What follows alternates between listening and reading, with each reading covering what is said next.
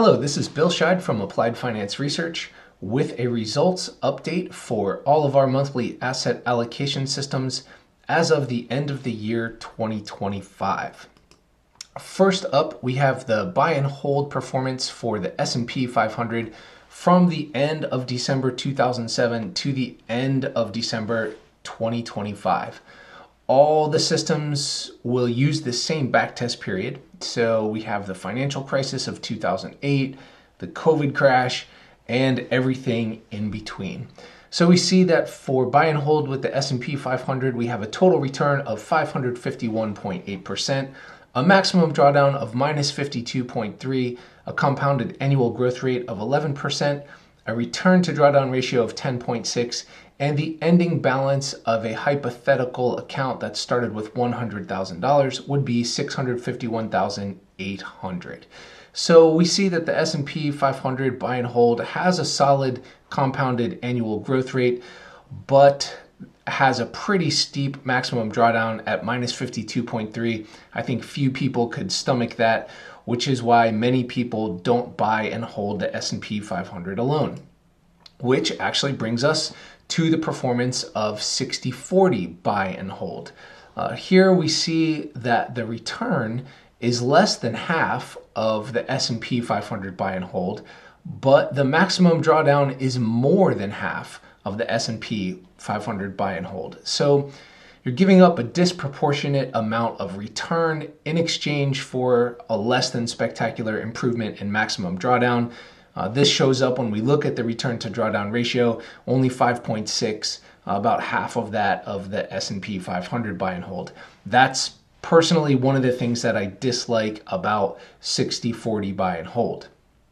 Next up, we have the first of our monthly systems, BMR 21, and this is one of our momentum-based systems. Here we see that the return jumps to 910.9%, and the maximum drawdown comes in at minus 34.3%. So we have an increase in return of about 360% compared to the S&P 500 buy and hold, but at a maximum drawdown, that's the same as 60/40. So 360% more than buy and hold with the S&P, but same maximum drawdown as 60/40. That's outstanding. And we see that reflected in the return to drawdown ratio, which jumps to 26.6.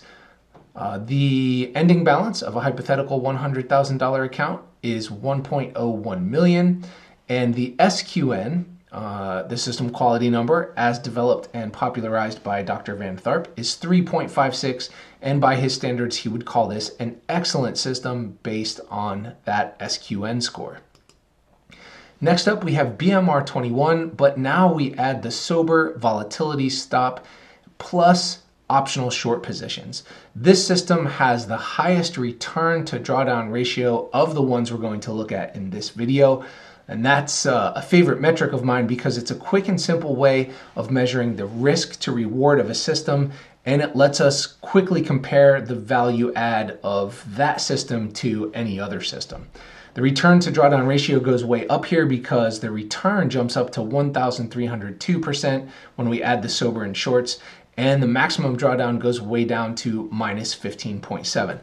Though I will note here that some maximum drawdowns in this analysis are calculated on a month-end basis and some are daily, so not every system is apples to apples in this analysis.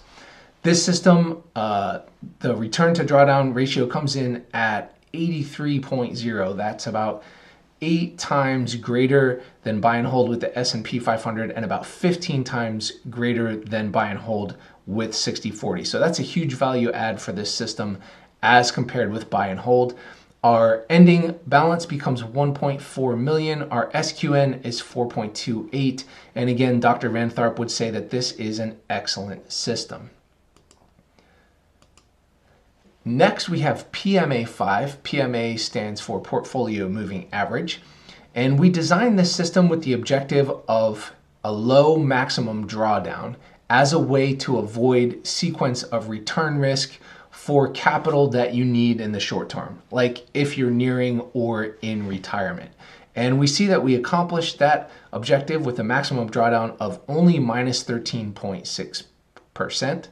The CAGR is 5.9%. So there's your 6% that's so popular as a targeted rate of return in the retail investment advising world. But note that we did that on a maximum drawdown that's roughly a third of 60-40 buy and hold. The SQN is 3.46.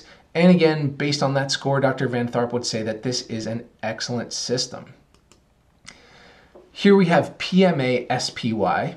We built this system with the objective of medium returns and a medium maximum drawdown, but we ended up with a maximum drawdown that's lower than 60-40 and a return that's higher than buy and hold with the S&P 500. So nothing medium about that.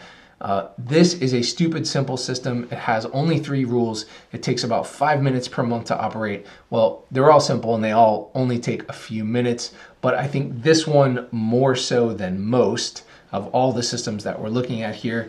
I like this one personally because it's a great standalone system for capturing gains in the S&P 500.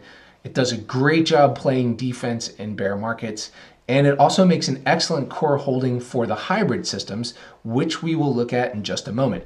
The SQN here is 4.54, and by Dr. Van Tharp standards, this is also an excellent system. Up next, we have PMA SSO. Our objective when we built this one was for a high return, and we said that we would also be willing to accept a higher maximum drawdown. This system has the highest return of the ones we'll be looking at, coming in at 1,501%, almost 3 times that of the S&P buy and hold, on a maximum drawdown, which is actually slightly less than 60-40 buy and hold. This system also has the highest seat AGR of the ones we'll be looking at, coming in at 17.2% per year.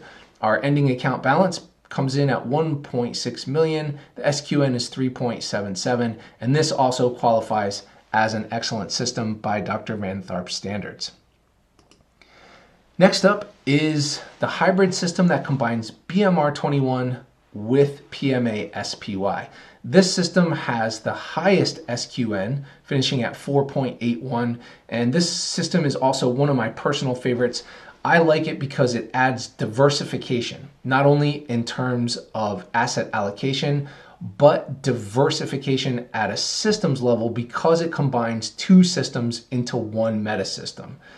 The result is effectively similar to the idea of a core satellite approach, in which it holds the S&P 500 in market conditions that we define as favorable and advantageous, and then it looks for specific markets and sectors that have momentum, and it allocates some capital to those as well. To me, this system is very comfortable psychologically and very easy to trade. Personally, the results feel very consistent, very smooth, which to me is important if I'm going to allocate a large amount of capital to a system. Here we see the maximum drawdown is only minus 14.1%, on par with our most conservative system. That's the PMA 5 system here, but the CAGR comes in at a very nice looking 13.6%. This one also qualifies as an excellent system by Dr. Van Tharp standards. And our last system up is the hybrid system, which combines BMR21 with PMA SSO.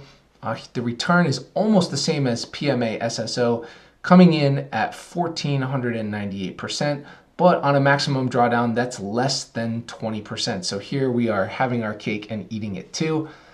We have a return to drawdown ratio of 77.2, quite high, and an ending balance of approximately 1.6 million. The SQN is 4.58, and given this score, once again, Dr. Van Tharp would call this an excellent system. This is Bill Scheid from Applied Finance Research. Thank you very much for watching, and happy investing.